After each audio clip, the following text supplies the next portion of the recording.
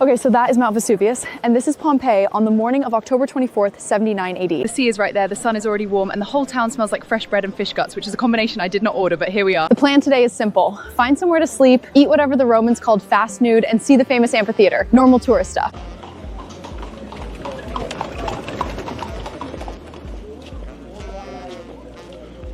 And then there is the other thing. The thing none of these people standing next to me know yet. That mountain behind me is a volcano. It is going to erupt today. So my real mission, the only one that actually matters, is to still be breathing when the sun goes down. No pressure, Maya. So this is the main drag, and first thing I noticed, the road is wrecked. Like properly cracked. Half the buildings have scaffolding made of wooden poles, and there's rubble pushed up against the walls. Turns out there was a massive earthquake here about 17 years ago in 62 AD, and they are still rebuilding. Back home, my council takes 8 months to fix one pothole, so not bad actually, Romans. Okay, so this is where I'm staying. It's called a caupana, which is basically a Roman pub with rooms upstairs. The bed is a wooden frame with a wool mattress, and the bathroom situation is a shared pot down the hall. I've stayed in worse Airbnbs. I'm not joking, I genuinely have. If you're new, hit subscribe because I'm about to walk straight into the worst natural disaster of the ancient world, and I'd love some company. Being 5'10" in 79 AD is a problem. These doorposts were not built for me. All right, let's see the town. First myth bust of the day. I always pictured Roman streets as clean and grand, marble everywhere. Nope. The road is basically a gutter. There's water and bits of hunas running in the middle, which is why they're big stepping stones to cross without ruining your sandals. And look at the grooves worn into the stone from cartwheels. The gaps between the stepping stones line up exactly with the width of a Roman cart axle, so the wheels roll straight through. Okay, so this is the Forum, the heart of the city. And there, right behind the temple, framed perfectly like a postcard, is the mountain. See those green slopes? Vineyards. People farm wine grapes up the side of it. There are villas up there. Nobody in this entire city knows that thing is a volcano. They don't even have a word for it the way we do. To them, it's just the mountain. Just between you and me, that's the scariest thing I've seen all day. Anyway, food. This is the bit I've been waiting for. So this is a thermopolium, and it's basically an ancient fast food joint. The counter has these big clay pots sunk into it called dulia that keep the food warm. You walk up, you point, you eat. It's a Roman drive-through without the drive. Today they've got lentils, salty fish, cheese, and spiced wine. The guy is also offering something he swears is honey roasted dormouse, and I am gonna make a decision about that off camera. Now I have to try the garum. This is the famous Roman sauce, and Pompeii is one of the big places that makes it. You take fish guts, you pack them in salt, and you let them rot in the sun for months. Then you drain off the liquid and put it on your food. I'm not gonna lie to you, it smells like a harbor on a hot day. But, oh no. Oh, that's good. It's salty and deep and savory, like if anchovies and soy sauce had a Roman baby. I'm a bit annoyed about how good it is. The things I do for my followers. Okay, so next door is a bakery, and I love this. The bread is round, and they press lines into the top, dividing it into 8 wedges so it tears apart easily. Same loaf they baked here every single morning. And the flour gets ground by that mill over there, which is turned by a very unbothered donkey. Honestly, relatable. Okay, so I'm a bit grimy from the road, and there's a bathhouse right here, so obviously we're going in. This is the Stiblian baths, and it's the spa I did not know I needed. You move through 3 rooms, a warm one to ease you in, a properly hot steam room called the caldarium, and then a freezing cold plunge pool at the end. And there's underfloor heating, hot air pumped through gaps under the floor and inside the walls. Underfloor heating in the year 79. My flat back home does not have underfloor heating. The cold plunge is a personal attack, and I want to file a complaint. But the steam room? Oh, that's the good stuff. And the whole town comes here, not just to wash, but to gossip, do business, show off their jewelry. It's the pub, the gym, and the group chat all in one warm marble room. 10 out of 10. Romans were absolutely onto something. And everywhere, and I mean everywhere, there's graffiti, election notices, rude jokes, Declarations of love. There's one scratched on a wall near the arena that says, Salatus the Thracian makes all the girls sigh. Seleucus was a gladiator. The man had a fan club. 2,000 years before Instagram, and they were still simping in the comments. So this is Varian. This is the amphitheater. Built around 70 BC, which makes it the oldest surviving stone amphitheater in the entire Roman world. It holds about 20,000 people, which is basically the whole town plus visitors. Fun fact, this exact arena had a full-blown riot in 59 AD. Pompeii fans and visiting fans from a nearby town called Nuceria kicked off so badly that people died. And Rome banned games here for 10 years.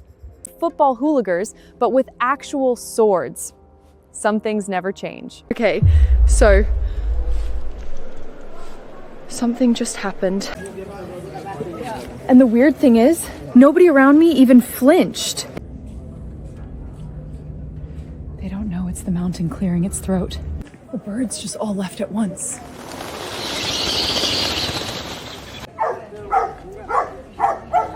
Every dog in the street is barking at nothing. The animals know. They always know first. I actually tried to tell a couple of people. I pointed at Vesuvius, I did my best terrified tourist monk, and the trader just laughed and offered me more garum. What am I supposed to say? Hi, I'm from the future, please run? You guys just are. Ida, let's keep on the tour. Fraltian is Akira, my said. They'd lock me up before the volcano got the chance. So, I'm changing the mission.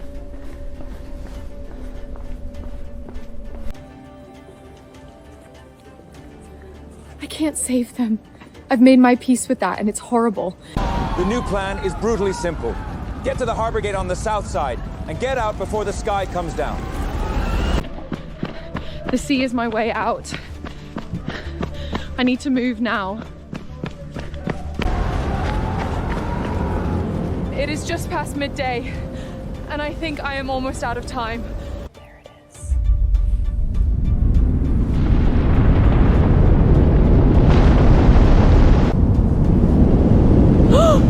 Oh my god, okay, the whole top of the mountain just went. There's a column of ash going straight up, and it is not stopping. That cloud is climbing something like 33 kilometers into the sky. It's pouring out of the top like a tree made of smoke, and it's spreading over the sun. And here's the thing I was not ready for. It's going dark at midday. The brightest part of the day, and then the light is just being switched off above us.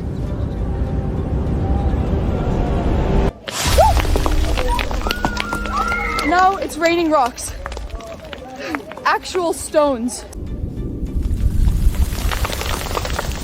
They're light, like pumice, the bouncy volcanic stuff. But they're coming down faster and harder every second, and they sting. People are screaming now. Now they believe me. Now they're running. Everyone's got something over their head. Cushions, baskets, bits of roof tile.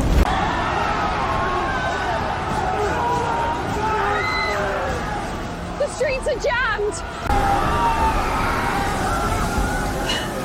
Some people are running for the gates with me. Others are running and back inside their houses to grab their money, their whole lives. I want to scream and tell them to leave it. I know how this ends.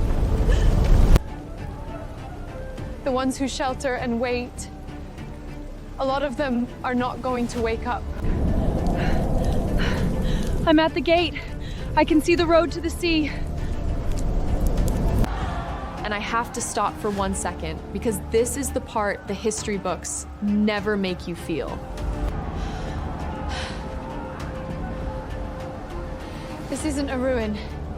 Not yet. Right now, it's a town full of people who woke up this morning, baked their bread, scratched a joke on a wall, and had absolutely no idea it was the last day. Every shape these people fall into today, the rooms they hide in, the way they hold each other, all of it gets buried and frozen exactly as it is. People in my time are going to dig them up and stand in front of them almost 2,000 years later. Including me. I've seen the photos. And I am never going to look at them the same way again. Okay, that's enough. I'm not staying to become an exhibit. Move, Maya, move! So, in one single day, I ate Roman fast food, got told off by a donkey, found out gladiators had fan clubs, and watched a city of around 11,000 people meet the end of their world. And the wild part is, most of them, the ones who left when the rocks started falling, actually made it out. And I keep thinking about how normal it all was an hour ago. The bread, the gossip on the walls, the kid chasing a dog past the fountain. That's the thing about Pompeii. We remember it for how it died. But standing here, what gets me is how alive it was, right up until the second it wasn't.